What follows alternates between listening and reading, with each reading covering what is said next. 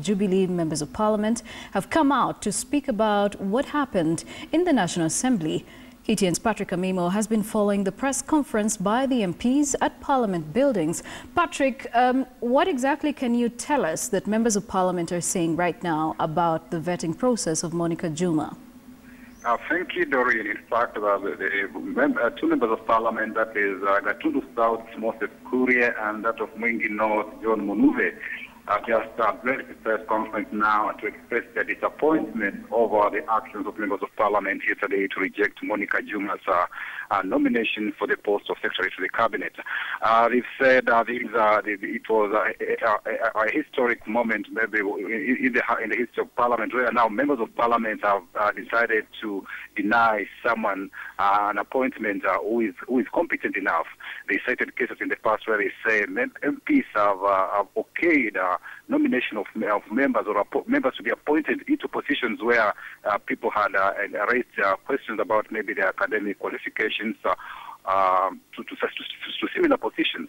So they really criticized the letter that they defended Monica Juma's letter to the two clerks of Parliament, which had said which had advised members of Parliament and senators against visiting our office to seek favors for members, especially those uniformed officers, either to be transferred or appointed to positions. And they think they said Monica Juma's letter was very correct, and she was acting in compliance with Executive Order number 6, which was issued by the head of state sometimes in March, which said that the principal secretaries and cabinet secretaries were to be held responsible for any actions they took in matters in ministries under their docket.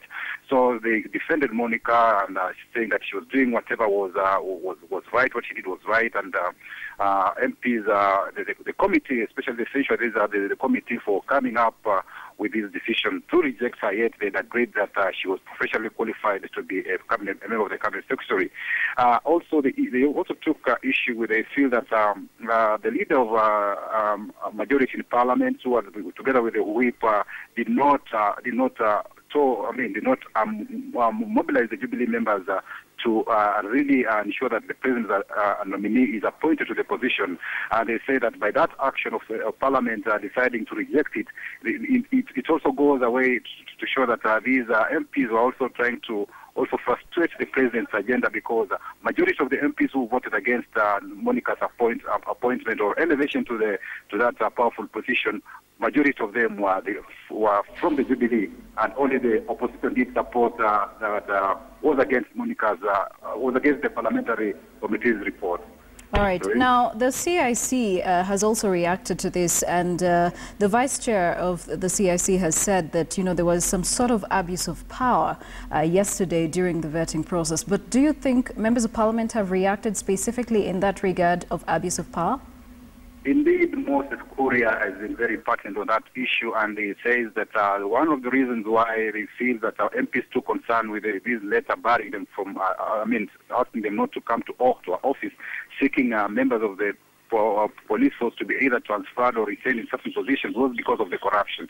And he cited he says that he knows members who've been going to the office. He described the office of the president as a cash cow for members of Parliament, where, though he was not ready to disclose who these MPs are, but he says the OP has been a cash cow where members have been going there, especially to influence the appointments or transfers of uniform staff to go to the weight bridges or to traffic department, where they can mint money for themselves. So they think this was one reason why maybe they were trying, MPs have been going there to influence, to seek such favors.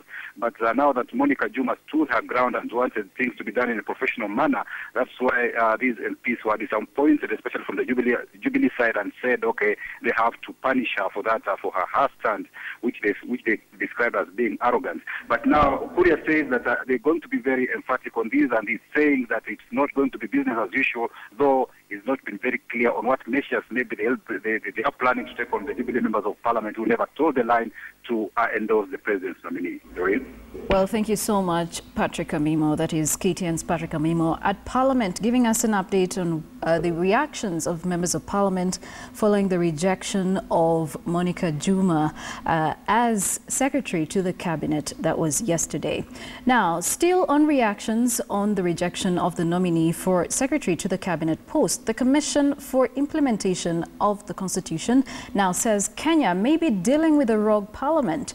The chair of the CIC, Charles Nyoshai, has said that parliamentarians abused their power and violated Article 73 of the Constitution by turning down Juma's nomination based on what he termed as baseless excuses.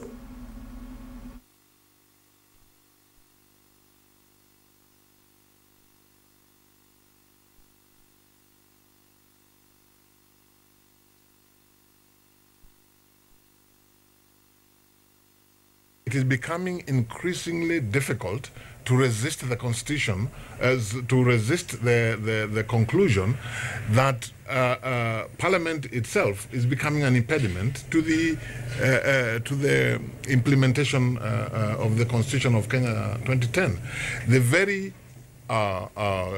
Constitution that Parliament is expected to be at the forefront of protecting. The legal action that we'll be pursuing in court will be to get the court to declare that indeed the rejection of the nomination on grounds that are not set out in law was an abuse of power. And if indeed the court does make a finding that there was an abuse of power, it is our hope that then we would be seeking to say that those who signed the committee recommendation be held accountable for that abuse of power. And we'll be bringing you more updates in that regard in our consecutive bulletins. Now, residents of Kiandogoro Trading Center in Nyandarua County are mourning the death of a man who was allegedly hacked to death for failure to pay 5 shillings for an African sausage, also known as mutura, worth 5 Kenya shillings. Yesterday, the body of the deceased Simon Gatimo in his late 20s was found by the residents lying in a pool of blood a few meters away from the butchery where he was killed. It is reported that the deceased walked into the butchery, ordered for a piece of mutura, and failed to pay, prompting the owners to attack him with sharp objects. The 2 suspects are in police custody at Nyahururu Police Station.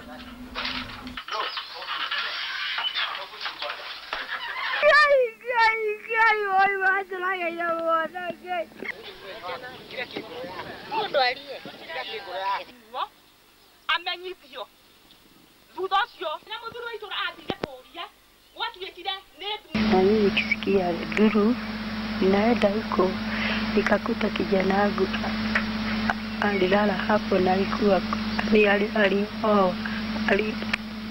alikufa. Mimi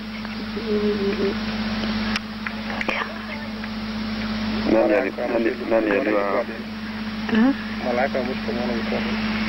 mara yake ya mwisho mimi sikuona vile alikuwa. Kulikuwa na mwiko pale na kofia ya mzee na hii maslippers hii CDF ya kuweka miguu ya kuosha miguu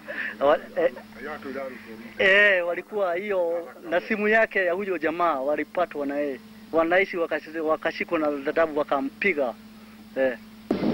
Hiyo kunywaji wa pombe haramu imekuwa janga kwa hii eneo. Juu hakuna watu unaweza shikanisha wawili uambie mnaenda safari hii. Juu wengi wao ukiwaambia mnaenda safari hii wanakuuliza ni nini unaniashia.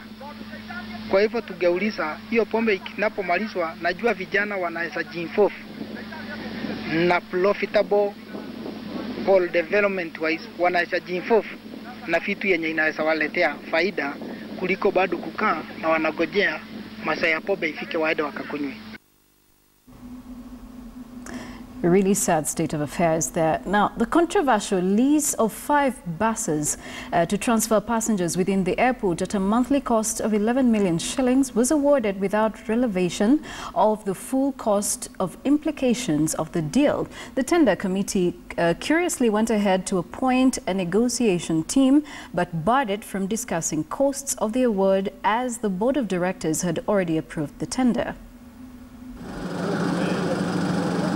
These 5 apron buses, leased from Relief and Mission Logistics Limited to ferry passengers to and from flights within the airport, became a subject of a parliamentary probe after President Uhuru Kenyatta raised a red flag over the lease's prohibitive cost.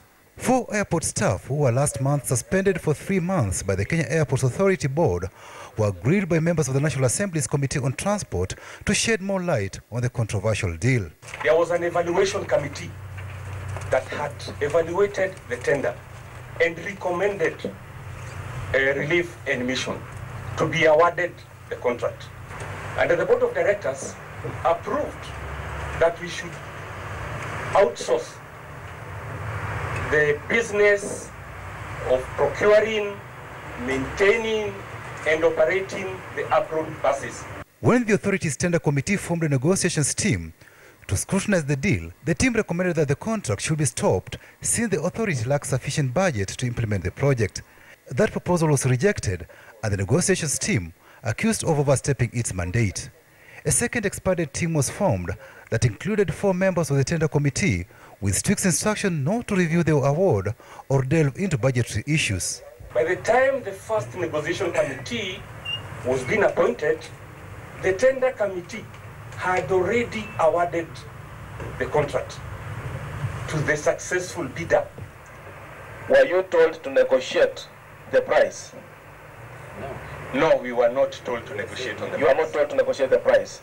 So what was your role? After all, the tender had been awarded. We were not supposed to discuss on the bid price because it had already been awarded. But the way the tender was done, it was not broken down into a bill of quantities.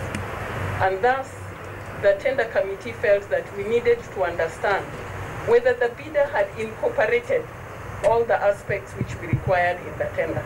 Kenya Airports Authority Company Secretary Victor Arika, who is equally suspended following the scandal, found himself in a tight spot as members probed the deal. In terms of drafting of the procurement contract, we actually adhered to the tender document. It was after you had been interdicted that they inserted illegal things. Is that what you are saying?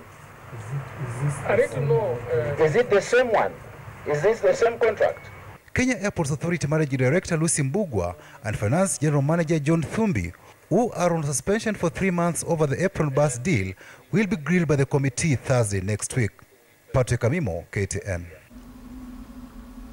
Police in Eldoret town have unearthed a fertilizer syndicate and recovered over 40 bags of National Cereals and Produce Board branded can fertilizer.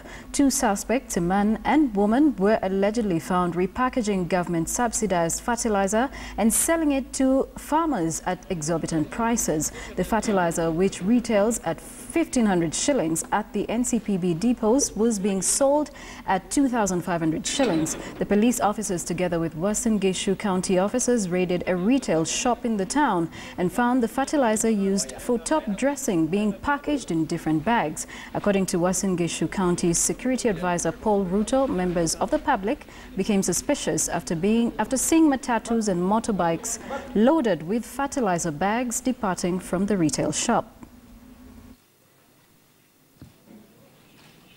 Mkono wa sheria ni mrefu.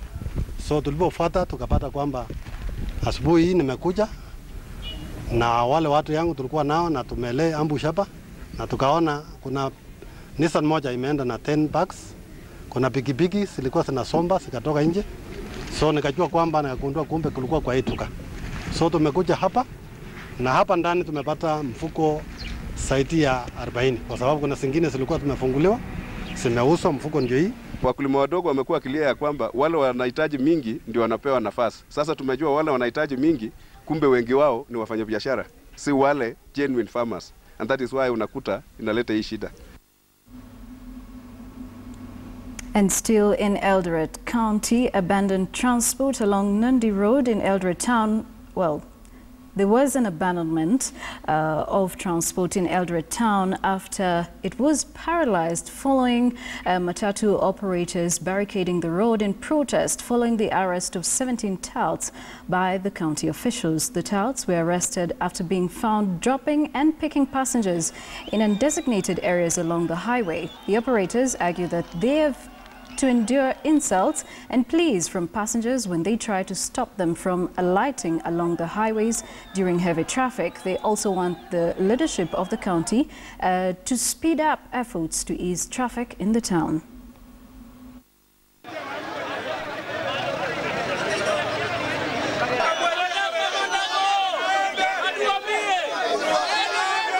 Wanakuja wanashika kondakta, kufika kwa street wanachukua pesa, wanamuachilia kwa street. Kidogo wanakuja wanachukua mwingine. Makosa kabisa ya hiyo mtu ana, kwa sababu hao watu wanafanya kazi hapa kila siku na wanapitia mahali hata traffic wako. Na hao maaskari wa traffic hawawashiki kwa sababu hawana makosa. Jam ikipatikana naye customer anasema unisukishe.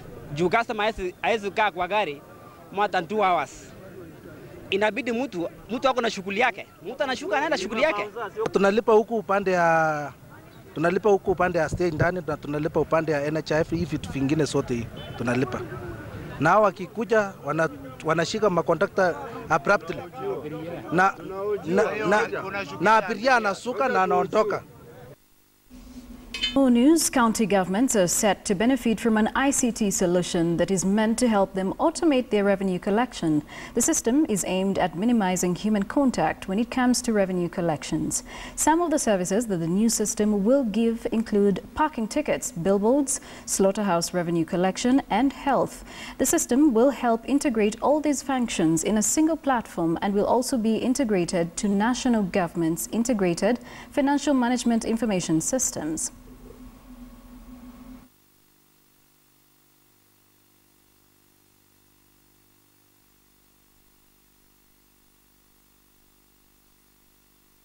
Today, we have got more than 10 different solutions that can actually address the requirement or need of the county businesses. For example, we have already got an award-winning revenue collection system in place. We have got an enterprise resource planning solution and integrating all the various business areas, activities of the county government. We have got an asset management solution. We have got a geographical information management system. We have got a document management system on board. And that's it for KTN Newsdesk this Friday afternoon. For more news, do log on to our website, standardmedia.co.ke and ktnkenya.tv. My name is Joy Doreen Bira. God bless you.